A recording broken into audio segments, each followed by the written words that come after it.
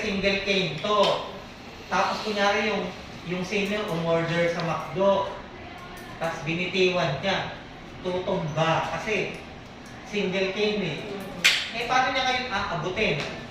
Ito, pag quad cane, tapos inalis niya yung kamay niya, andyan pa rin. Anytime na, kaya minsan, ito na lang yung ina-advise na gamitin.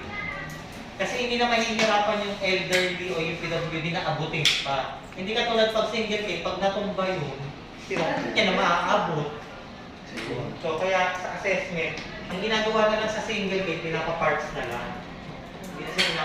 Kasi ang gagawin din naman doon gate pattern, kapareho lang din naman naman. Ng what? Pag-isa lang, single skin. So yun yung, ito na yung pinakamadali. Wheelchair. 15 parts to.